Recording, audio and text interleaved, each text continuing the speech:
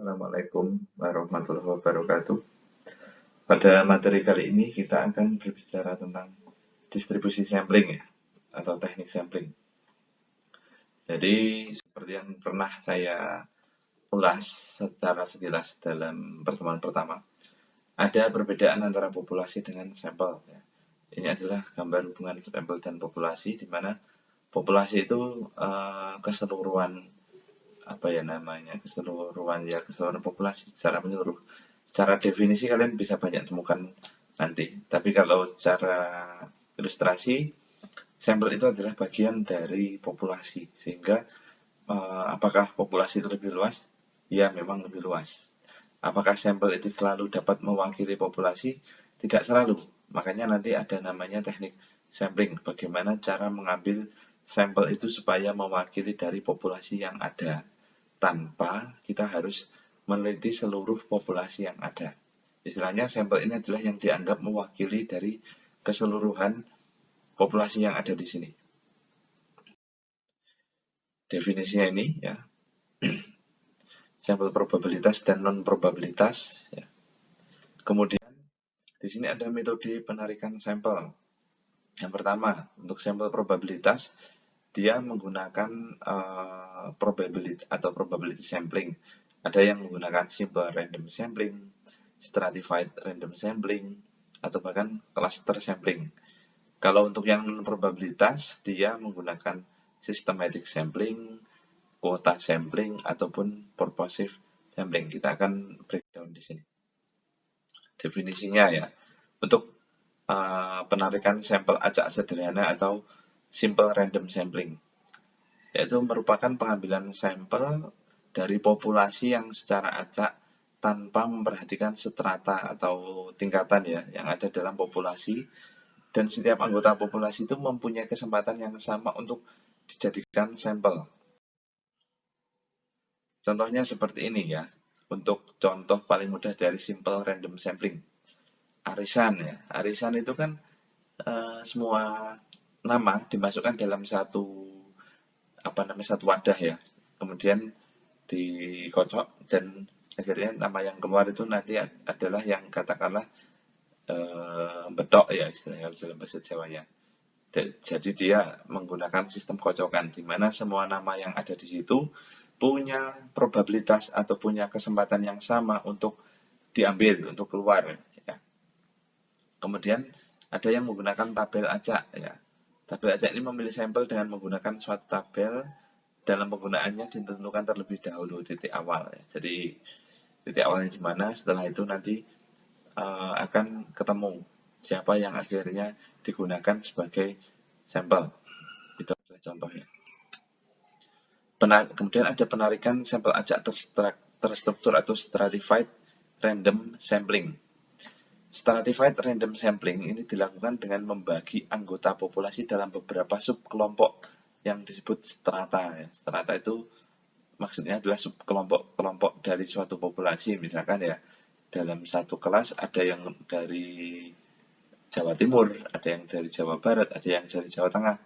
Itu yang di strata-strata. Lalu suatu sampel dipilih dari masing-masing stratum.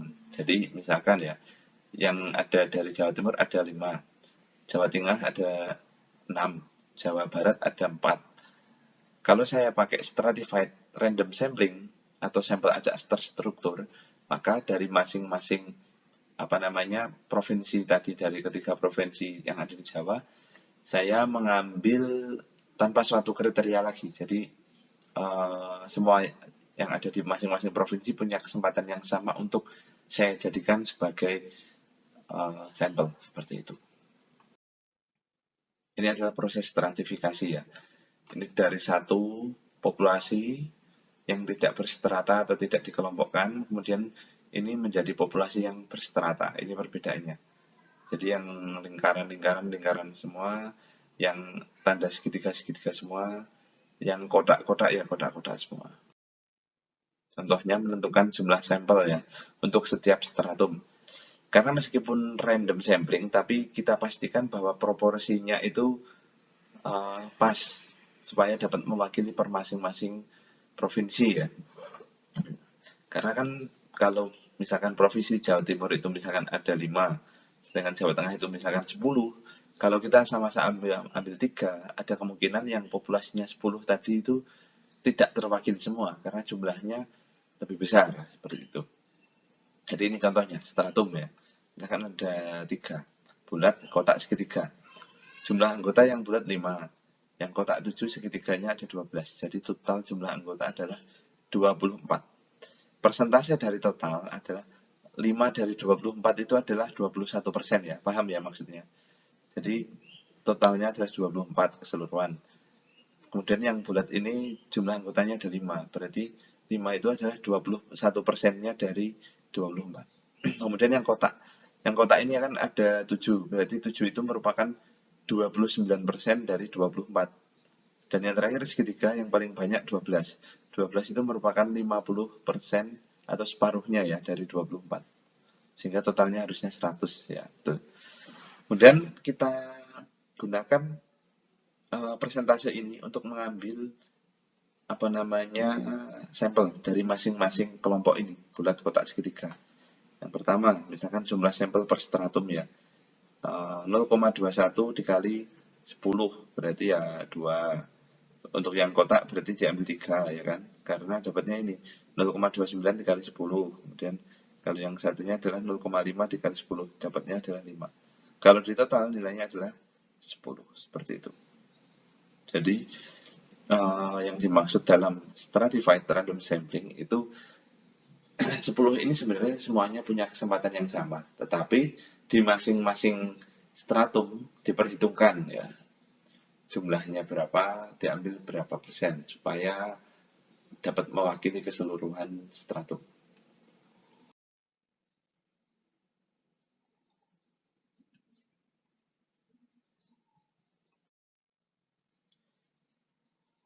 Oke, ini adalah contoh memilih perusahaan di Bursa Efek Jakarta ya.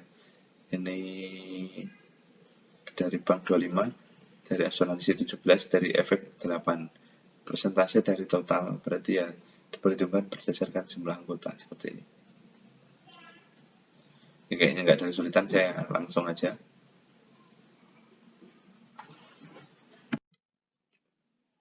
Kemudian setelah stratified ada cluster random sampling.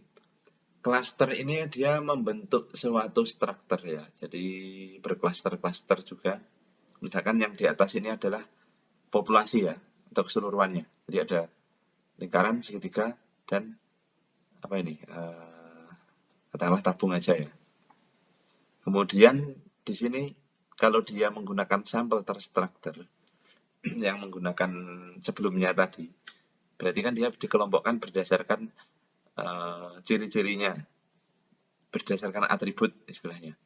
Tapi kalau dalam cluster, dia mengelompok, ya benar dikelompokkan, tapi dia tidak memperhatikan atribut-atributnya. Jadi bisa tercampur.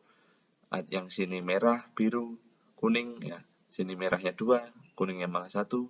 Tapi jumlahnya sama, ini kan 5 ya kan, ini juga 5. Cuma kalau dalam cluster, dia tidak terlalu memperhatikan atributnya. Sedangkan pada stratified, dia memperhatikan atribut-atribut tersebut. Kemudian ada juga yang dinamakan penarikan sampel secara sistematis ya. Definisinya, penarikan dikatakan sistematis apabila setiap unsur atau anggota dalam populasi disusun dengan cara tertentu secara alfabet. Jadi urut dari A hingga Z ya, dari besar kecil atau sebaliknya. Kemudian dipilih titik awal secara acak, lalu setiap anggota ke K dan dari populasi dipilih sebagai sampel. Jadi sebelum kita mengambil sampel, kita urutkan terlebih dahulu, baru kita ambil secara acak. Oke. Kesalahan penarikan sampel itu apabila terjadi misalkan perbedaan antara nilai statistik sampel dengan nilai parameter dari populasi ya, seperti yang saya jelaskan tadi, perbedaan persentasenya. Ini adalah contohnya. Ini lumayan banyak, ada 34 slide, jadi saya sedikit percepat saja ya, nanti contohnya bisa dipelajari di modul maupun PowerPoint ya. Oke, ini adalah contohnya return of asset. Saya langsung kepada oke.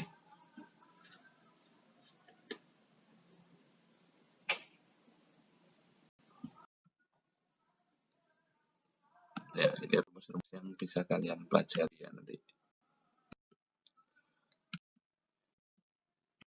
Oke. Karena tahun kemarin saya memang memasukkan rumus-rumus ini, jadi silahkan nanti dipelajari dulu ya. Kalau dihafalkan, saya pesimis kalau kalian menghafalkan bisa hafal sedemikian banyak, jadi dipelajari saja dulu. Oke, untuk distribusi sampelnya kita akhiri dulu. Wassalamualaikum warahmatullahi wabarakatuh.